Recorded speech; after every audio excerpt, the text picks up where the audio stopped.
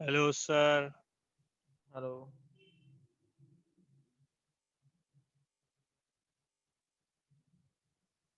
और लोग ज्वाइन करने वाले हैं या स्टार्ट कर लें सेशन?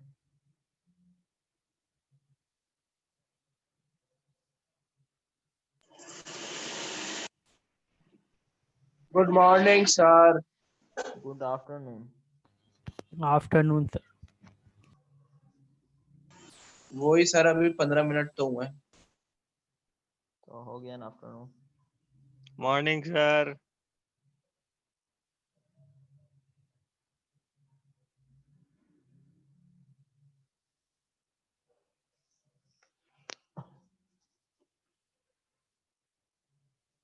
हमने कुछ लेक्चर्स में रिवीजन की थी थर्मोडायनेमिक्स और फ्लूइड मैकेनिक्स की, ठीक है। उसके रिलेटेड हमने कुछ न्यूमेरिकल भी किए थे, जैसे कैपिलरी रिएक्शन हमने पढ़ा था, कैपिलरी इफेक्ट क्या होता है, इसमें कौन कौन से पार्ट होते हैं, ये क्यों होता है।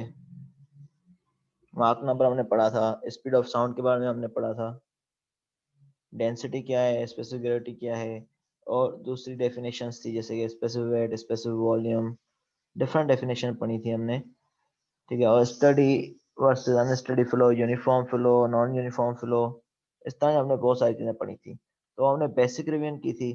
तो आगे हम ये आ गए कंजर्वेशन ऑफ मास प्रिंसिपल पे। तो यहाँ से आगे जो है हमारे मेन टॉपिक यहाँ से स्टार्ट होते हैं, जो हमने कंजर्वेशन ऑफ मास थोड़ा बहुत डिस्कस भी किया था, ठीक है। तो और हमने कंजर्वेशन ऑफ एनर्जी भी डिस्कस किया था। तो हमने कंजर्वेशन ऑफ मास जो हमने डिस्कस किया था,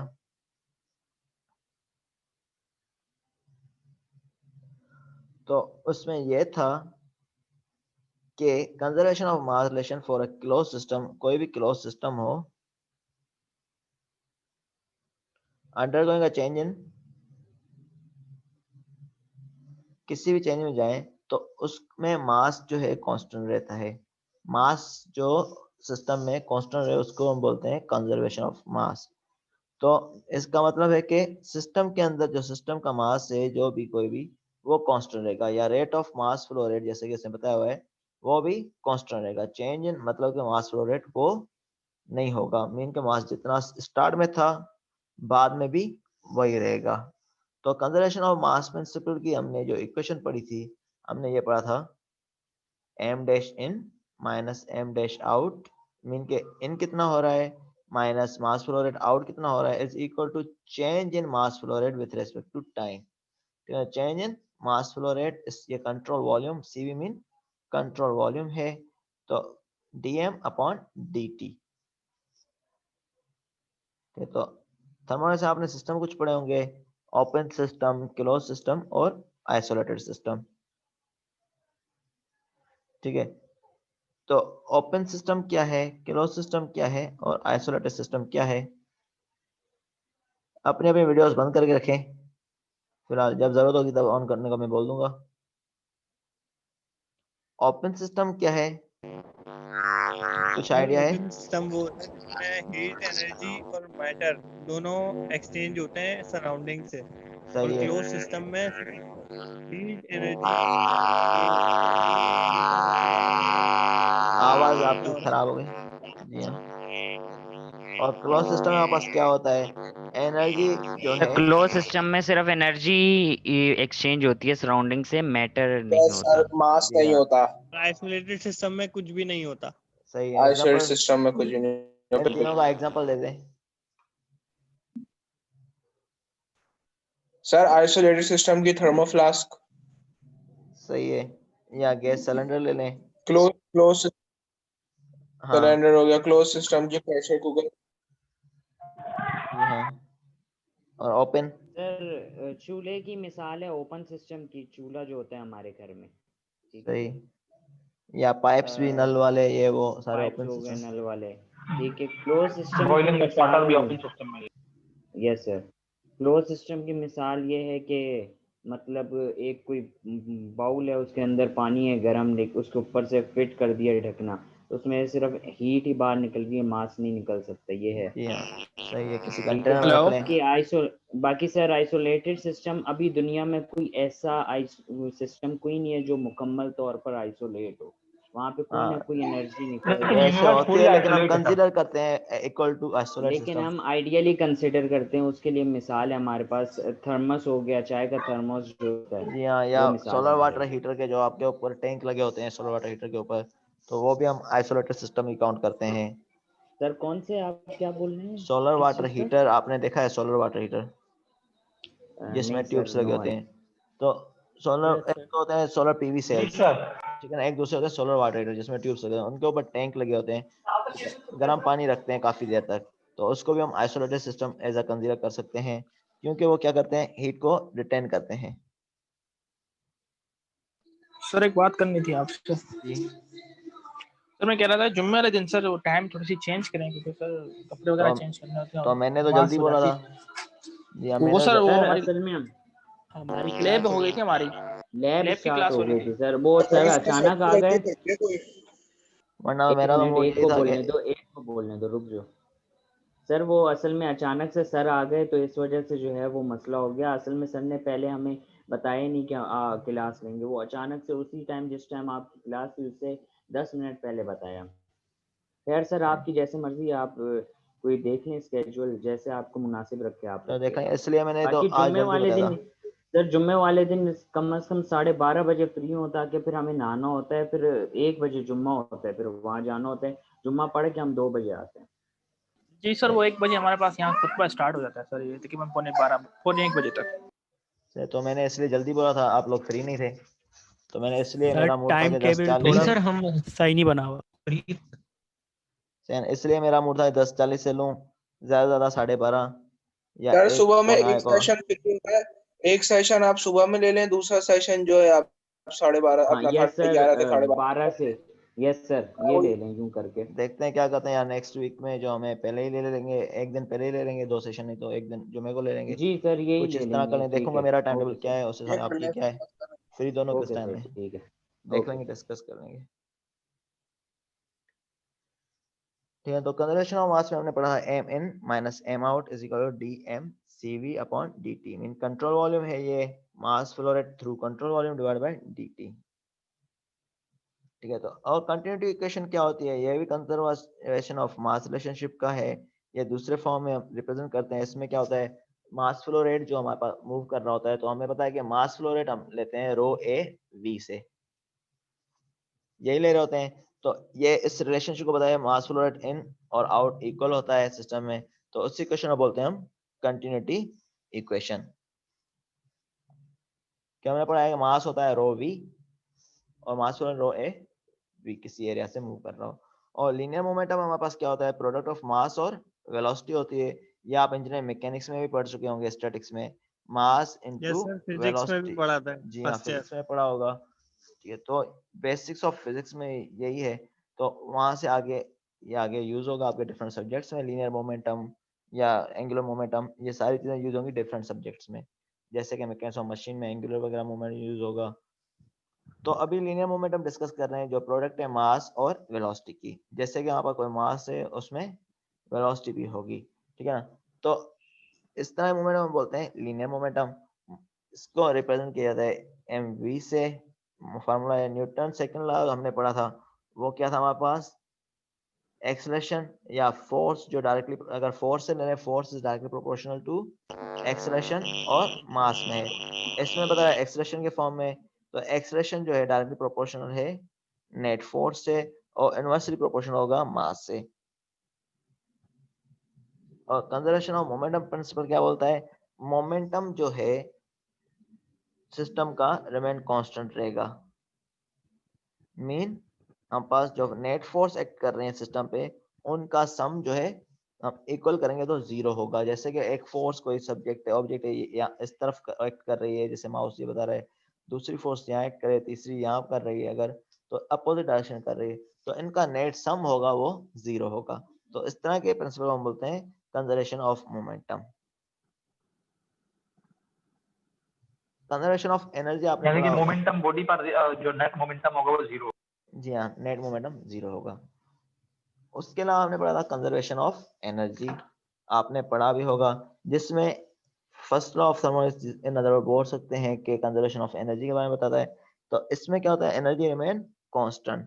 तो इसमें बताया नेट एनर्जी ट्रांसफर टू और from the system during a process be equal to change in energy content of the system, ठीक है। तो इसमें बताया जो चेंज इन एनर्जी ट्रांसफर है किसी भी सिस्टम से, ये change in energy transfer, E in minus E out क्या होगा, चेंज इन एनर्जी ट्रांसफर है किसी भी सिस्टम से, वो इक्वल होगा चेंज इन एनर्जी, जो हमारे पास एनर्जी सिस्टम से चेंज होगी बाहर जाएगी वही होगा, ठीक है ना। तो इन और आउट जो है ये सम करेगा चेंज कितनी हो रही है सिस्टम में, या इन जितनी होगी यहाँ पर आउट होगी, तो टोटल सिस्टम का एनर्जी रिमेन कांस्टेंट होगा। सही। तो इसमें बताया जैसे कि इक्वेशन में एनर्जी इन कितनी हो रही है माइनस आउट, तो हमें पता है कि सिस्टम में सपोज करें 70 किलो जूल एनर्जी थी, 30 आउट हो गई तो 40 बचेगी, लाजमी बात है। 70 इन थी, 40 आउट हो रही है, तो 30 बचेगी, लाजमी बात है। तो 70 माइनस 40 इज इक्वल 30। तो ये चेंज हो रही है जो वो इसमें रिप्रेजेंट हो जाएगा कितने टाइम में हो रही है, तो D E control volume upon d T से हम रिप्रेजेंट कर सकते हैं।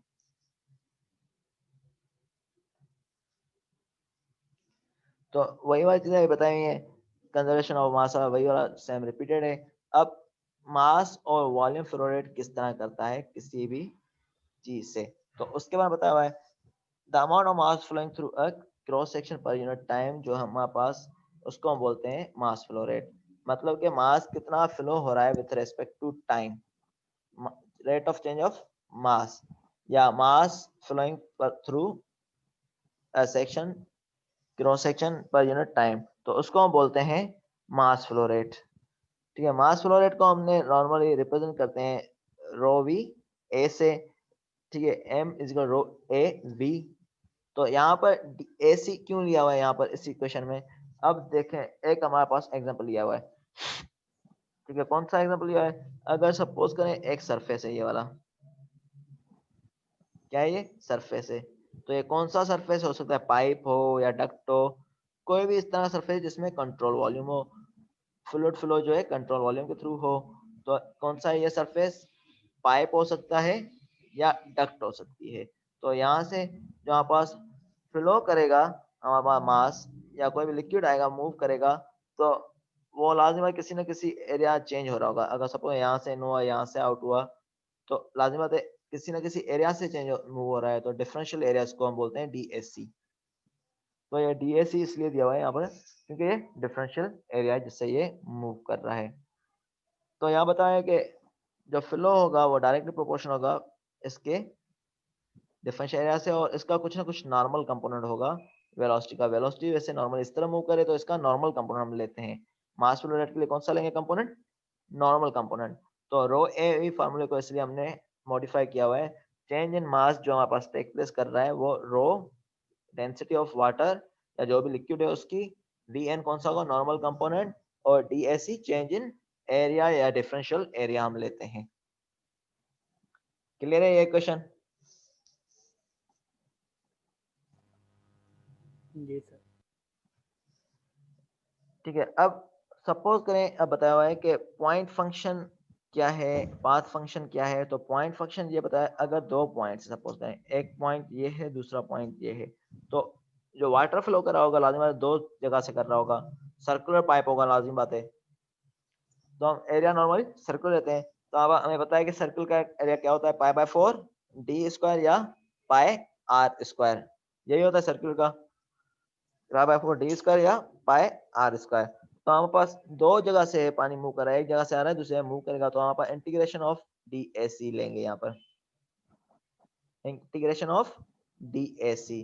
तो हमें पता है दूसरे पॉइंट से निकल रहा है AC2 माइनस AC1 होगा, एक पॉइंट से जा रहा है दूसरे पॉइंट से निकल रहा है AC2 माइनस AC1। तो हमें पता है एरिया क्या होता है, pi by pi r square या पाई बाय 4 डी स्क्वायर। तो इसने इसमें रिप्रेजेंट किया है आर में, तो पाई R2 square minus pi R1 square, तो पाई को कॉमन लिया गया है यहाँ पर, पाई R2 square minus pi R1 square, तो पाई को कॉमन लेंगे, पाई पाई आ गया, तो R2 square minus R1 square. तो ये पॉइंट फंक्शन हुआ।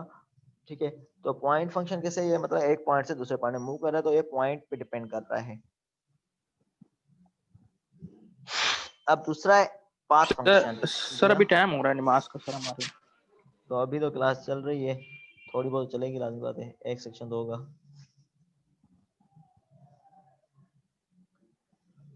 तो पाथ फंक्शन है, तो पाथ फंक्शन क्या है, इन एग्जैक्ट डिफरेंशियल।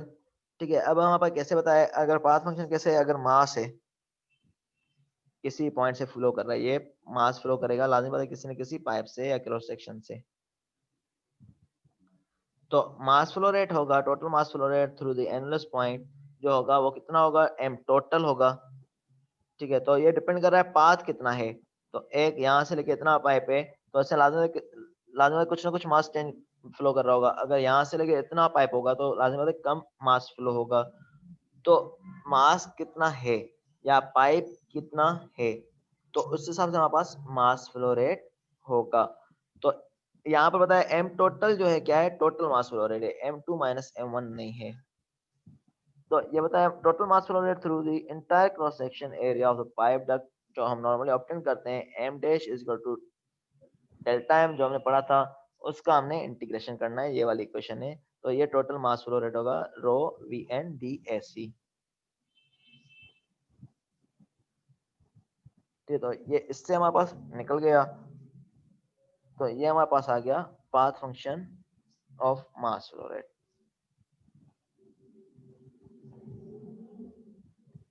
ठीक है, तो हमारे पास नॉर्मली हमारे पास क्या है, मास फ्लो रेट हमारे पास डिपेंड कर रहा है किस पे है, कितनी लेंथ है, कितना फ्लो भरा हुआ है, तो इस पे डिपेंड कर रहा है। तो इसलिए हम क्या करते हैं, नॉर्मली एवरेज वैल्यूज में इंटरेस्टेड होते हैं कि इसकी एवरेज वैल्यू क्या है। तो हम इसलिए एवरेज वैल्यू ली जाती है मास की। अब हमारे पास यहाँ पता है, in many practical how density is essentially uniform over the pipe. तो अब हमें पता है कि सारे केसेस में, जी हाँ सर जी, सर ये एग्जैक्ट और इनएग्जैक्ट डिफरेंशियल और पाथ और पॉइंट फंक्शन में फर्क बता दें सर। किसमें,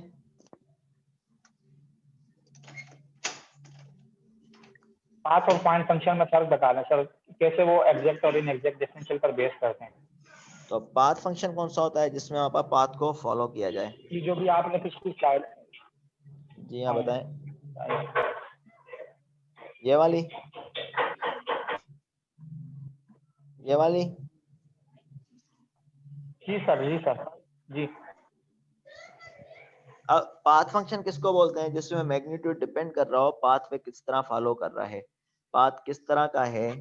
ठीक है, तो पाथ फॉलो नॉर्मली होता है ड्यूरिंग द प्रोसेस। ठीक है ना, पाथ कौन सा फॉलो कर रहा है, कितना एरिया है, तो उसको हम बोलते हैं पाथ फंक्शन। जैसे कि मास है हमारे पास यहाँ पर देखें, तो अगर पाइप का डाया इतना है और लेंथ इतनी है, तो मास लाजमी बात है इतना मूव करेगा। अगर डाया बढ़ जाता है और लेंथ बढ़ जाती है, तो मास फ्लो रेट चेंज होगा या सेम होगा।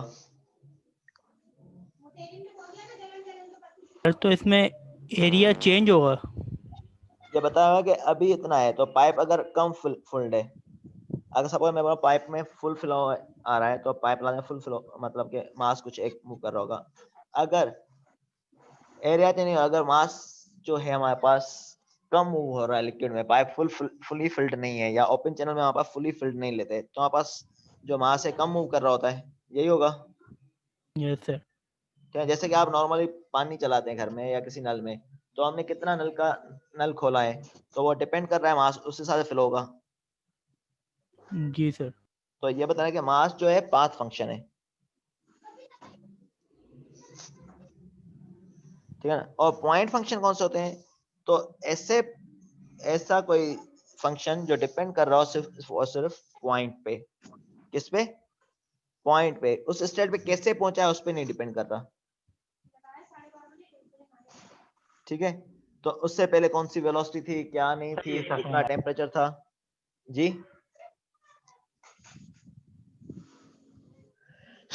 समझ आ रहा है अभी? सर यानी कि इसमें 2 पॉइंट हम कंसीडर कर लेंगे कि पहला हाँ, ये है, फिर दूसरा सेकंड वो ये है,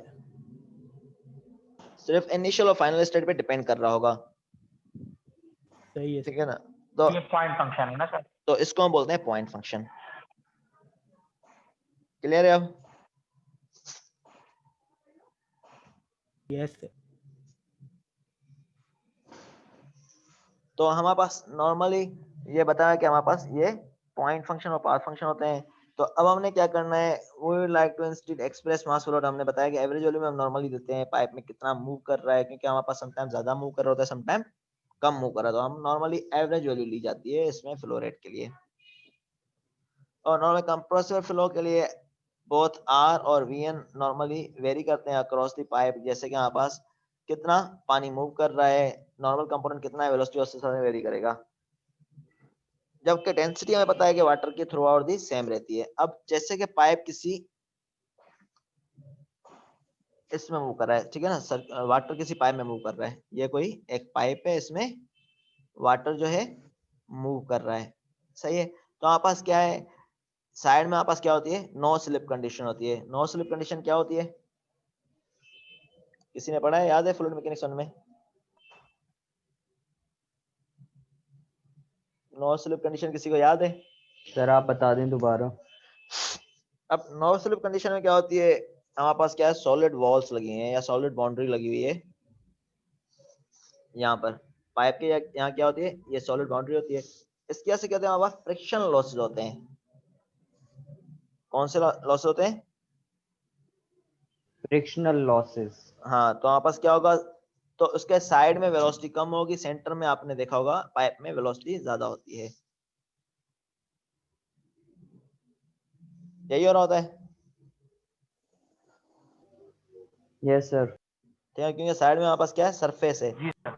जिसके वजह से हमारे पास लॉसेज हो रहे हैं। तो इस तरह की कंडीशन को हम बोलते हैं, जो साइड में अचीव नहीं कर पा रहा, तो उस तरह की कंडीशन को हम बोलते हैं नो स्लिप कंडीशन, ठीक है। तो वहां पर जीरो वेलोसिटी होगी, तो इसको हम बोलेंगे नो स्लिप कंडीशन, बाद में बढ़ती जाएगी। तो यही बताया है कि इसके वजह से हमारे पास क्या होता है, रियल में हमारे पास वेलोसिटी जो है थ्रू आउट दी सेम नहीं होती, ये चेंज होती है, ठीक है ना, यूनिफॉर्म नहीं होगी, पाइप में चेंज होती है, यही चीजें बताई हुई यहाँ पर। तो ये किस वजह से, नो स्लिप कंडीशन की वजह से, क्योंकि वॉल्स है वहां पर वेलोसिटी वेरी करेगी। इसलिए हम क्या करते हैं, इसमें नॉर्मली एवरेज वेलोसिटी देते हैं, क्योंकि हमारे पास एक एक पॉइंट पे कैलकुलेट करना वेलोसिटी मुश्किल हो जाएगा, इसलिए हम क्या लेंगे यहाँ पर, एवरेज वेलोसिटी लेंगे। तो अभी एवरेज इज इक्वल टू हम कैसे लेते हैं, 1/AC, 1/AC इंटीग्रेशन करते हैं VN DAC। VN क्या है यहाँ पर, वेलोसिटी का नॉर्मल कंपोनेंट है, DAC क्या है, क्रॉस सेक्शनल एरिया है जिससे हमारे पास मूव कर रहा है, एरिया। ठीक है ना। तो इसमें क्या किया गया है, हमारे पास कुछ एक एरिया है, नॉर्मली एक कांस्टेंट एरिया लिया था, उसके हमने क्या किया, क्रॉस सेक्शन एरिया से इसको नॉर्मल कंपोनेंट साथ कितने पे मूव कर रहा है नॉर्मल कंपोनेंट, तो इसलिए इसको इंटीग्रेट कर दिया है वहां। तो या आपस में देखा जाए तो कैंसिल हो जाए तो सेम हो जाएगा V, ठीक है। और मास फ्लो रेट हम एवरेज लेते हैं, जैसे हमने बताया, तो वो मास फ्लो रेट हम कैसे फाइंड करते हैं, रो ए वी से, जो मैंने फार्मूला बताया, तो जो हमने इंटीग्रेशन के फॉर्म में मास फ्लो रेट की इक्वेशन में लिखा हुआ है। अब वॉल्यूम फ्लो रेट हमारे पास कैसे देते हैं, हमारे पास volume flow rate cross section पर यूनिट टाइम जो कहलाता है वॉल्यूम फ्लो रेट, ठीक है ना। तो वॉल्यूम अपॉन टाइम में वॉल्यूम फ्लो रेट कहलाएगा, mass upon time mass flow rate, ये कॉमन सेंस की बात है। और वेलोसिटी तो हमें पता है कि डिस्टेंस अपॉन टाइम या कुछ भी इस तरह, तो इस तरह के वॉल्यूम फ्लो रेट वगैरह मास फ्लो रेट इस तरह हम रिप्रेजेंट करते हैं। तो अब वॉल्यूम फ्लो रेट है, वॉल्यूम फ्लो रेट में हमारे पास क्या है, वेलोसिटी इनटू डीएसी। अब वेलोसिटी इनटू डीएसी क्या होगा हमारे पास, देखें वेलोसिटी का यूनिट क्या होगा, मीटर पर सेकंड, यही होता है। जैसे कि हमारे पास वॉल्यूम वैसे लेते क्या है, length into breadth into height, यही ले होते हैं। जी तो सर। एरिया और जिसमें एक साइड रह जाती है, उन दोनों को मल्टीप्लाई करते हैं। तो हमें पता है वेलोसिटी क्या है, कोई भी एक डिस्प्लेसमेंट अपॉन टाइम होती है, तो ये डिस्प्लेसमेंट अपॉन टाइम क्या होगी, वेलोसिटी होगी इनटू एरिया। तो चेंज इन एरिया कितना हो रहा है, तो इससे हमारे पास वॉल्यूम फ्लो रेट आ वॉल्यूम फ्लो जाएगा। रेट ऑटोमेटिक बन जाएगा। तो ये वहां से आ गया है। तो हम नॉर्मली इसको इंटीग्रेट करते हैं, उससे हमारे पास वी एवरेज मिल जाएगा, कितना है इनटू एसी से मल्टीप्लाई करते हैं तो वी एसी, तो ये मीटर क्यूब पर सेकंड इसका यूनिट होगा। अब ये रिलेशनशिप बताया है, अगर हमने इस तरह से भी फाइंड आउट करना हो तो कर सकते हैं। ये स्पेसिफिक वॉल्यूम में बताया हुआ है, m इज रो वी होता है नॉर्मली। तो आप स्पेसिफिक वॉल्यूम में कन्वर्ट करने के लिए पता है वॉल्यूम स्पेसिफिक क्या होता है, volume upon mass upon volume, या क्या होता है स्पेसिफिक वॉल्यूम, मीटर क्यूब पर केजी होता है। तो मास से उसको स्पेसिफिक मास से उसको ठीक है ना। स्पेसिफिक वॉल्यूम क्या होता है, डेंसिटी का उल्ट होता है। डेंसिटी क्या होती है, मास अपॉन वॉल्यूम। मास पर यूनिट वॉल्यूम। मास पर यूनिट वॉल्यूम होता है। तो स्पेसिफिक वॉल्यूम क्या होगा, वॉल्यूम पर यूनिट मास, यही होगा यस सर। क्या। तो ये उस हिसाब से निकाला गया यहाँ से। क्या तो इसमें रिलेशनशिप बताया हुआ है कि अगर हम रो को उस तरफ लेके जाए तो इस तरह इसको रिलेशनशिप निकाल देंगे। सिंपली आप फार्मूला याद करें, m इज रो वी या रो ए वी फार्मूला होता है नॉर्मली, ठीक है। तो वो वाला फार्मूला मेनली ये वाला यूज हो रहा होगा।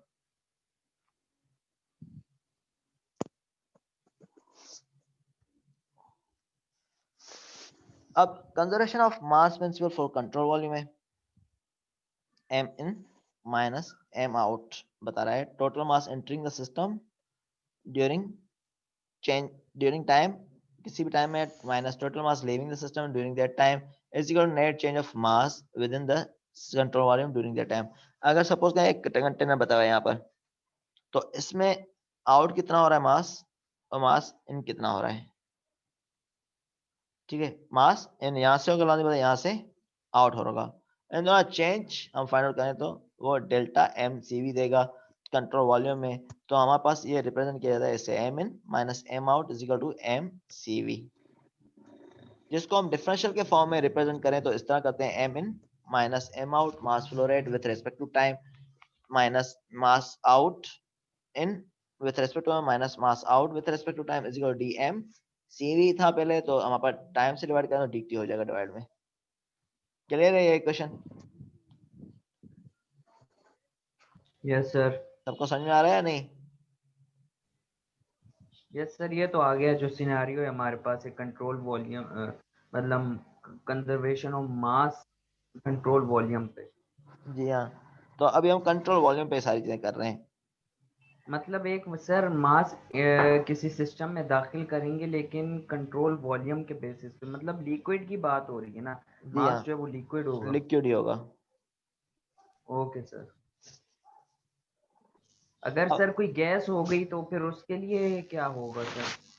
उसके बाद फिर मतलब केस किस तरह का है, उसमें एरिया कौन सा है, ये डिपेंड कर रहा है। अभी तो हम क्या ले रहे हैं, एक ओपन कंटेनर ले रहे हैं, उसमें भी अगर कंट्रोल वॉल्यूम है तो सेम मेथड ही होगा, ठीक है। लेकिन कंसिडरेशन ये करेंगे कंप्रेशन नहीं हो रही हमारे पास उस टाइम में, ओके सर। ठीक है ना। हम ये बोलेंगे इनकम्प्रेसिबल है गैस, कंसीडर ये करेंगे क्योंकि वैसे गैस नॉर्मली कंप्रेस हो जाती है, प्रेशर वेरी करता है, यही हो रहा होता है। तो वहां पर कंसीडरेशन ली जाती है यस कि सर, यही। गैस इनकम्प्रेसिबल है।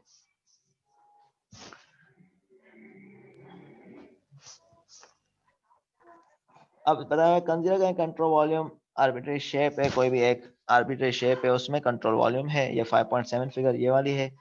द मास जो हमारे पास डिफरेंशियल किसी भी कंट्रोल वॉल्यूम से फ्लो होगा वो डीवी होगा, ये कौन सा होगा, डीवी। तो ये बताया एरिया है, इसका मास, लेंथ है, कोई भी हाइट है, इसमें से डीवी इसका जो है कंट्रोल वॉल्यूम का वॉल्यूम है, ये डीवी डिफरेंशियल वॉल्यूम है, और within the control volume of dm r dv, ठीक है ना। तो ये dm is equal to r dv है ये वाला। तो ये वाली इक्वेशन हमने शो की गई है। तो ये वाला टॉपिक अगर ज्यादा डिटेल में पढ़ना हो आपको तो ये वाला टॉपिक है सेंजिल के बुक से, चैप्टर 5 से। ऑफिस समझ में आ जाएगा यहीं पे जो मैं स्टेप बता रहा हूँ। अगर ज्यादा डिटेल में पढ़ना हो तो ये सेंजिल के बुक से है। Okay sir. ओके। तो हमारे पास क्या है, dm is equal to rho dv. तो हमारे पास क्या है, डीएम क्या है, change in mass flow rate is equal to rho into dv. Rho का यूनिट क्या होता है, किलोग्राम पर मीटर क्यूब, यही होता है। इनटू वी का क्या होगा, मीटर क्यूब। तो मीटर क्यूब मीटर और क्यूब। ठीक है, ये दोनों आपस में कटेंगे तो आपस में आखिर में क्या बच जाएगा, किलोग्राम। ठीक है, तो हमें पता है कि m is equal to rho dv से भी रिप्रेजेंट कर सकते हैं। ठीक है, अब जैसे एक कंट्रोल वॉल्यूम है तो हमारे पास वॉल्यूम कितना चेंज हो रहा है, कितना हो रहा है, आउट कितना हो रहा है।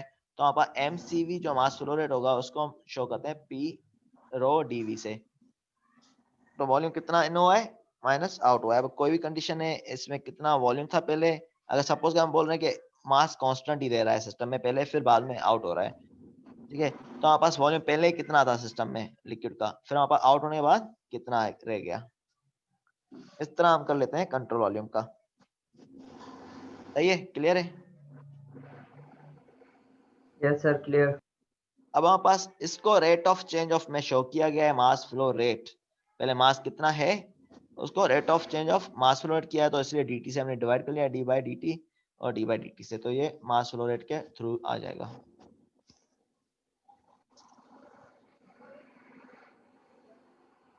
ठीक है, अब नॉर्मल कंपाउंड बताया, नॉर्मल कंपाउंड हमारे पास क्या होता है, तो इसका कुछ ना कुछ नॉर्मल कंपाउंड होगा जो इसकी n से एंगल बना रहा है। तो v is equal to v n cos theta होता है नॉर्मल कंपाउंड। ये क्या है, इस तरफ है, तो v से कितनी एंगल पे है, तो नॉर्मली हम x एक्सिस से जब एंगल होती है cos थीटा लेते हैं, y एक्सिस से होते हैं तो हम sin थीटा लेते हैं। तो इसलिए हमने v n is v cos theta लिया हुआ है। तो v cos थीटा हमारे पास क्या है, ये n से हमने रिप्रेजेंट किया हुआ है इसको, cos थीटा को n, हमारे पास एंगल बन रही है, तो v इंटू n किया गया है। ठीक है, अभी आपके पास कितने मिनट बच गए, 4 मिनट बचे हैं। फिर दूसरा सेशन कब रखें, 4 मिनट। दूसरा सेशन फिर कब रखें, सर आपकी मर्जी है। मेरी मर्जी, बता दें आप किस टाइम फ्री होंगे फिर। सर आप आज ही या अगले हफ्ते सर। इस हफ्ते के रह गए हैं, अगले हफ्ते तो और बढ़ जाएंगे। सर नेक्स्ट जो आपकी शेड्यूल क्लास है वही ले लेंगे इंशाल्लाह। तो ये वाले भी कवर करने हैं सर, हो जाएंगे इंशाल्लाह कवर। बाकी फिर अगर कोई स्लॉट हमारी फ्री होती है मैं आपको बता देता हूँ सर। नहीं तो ठीक मंडे है, को देखें कोई फ्री है स्लॉट तो बता देना। यस सर, मंडे को सुबह 8:30 बजे फ्री है। उसके अलावा 1 मिनट सर मैं देख।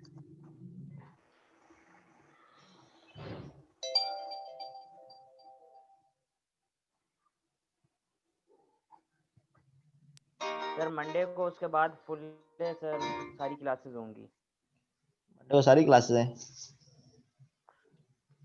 मंडे को सारी क्लासेस होंगी, सिर्फ 8:30 से 9:30 वाला स्लॉट फ्री है।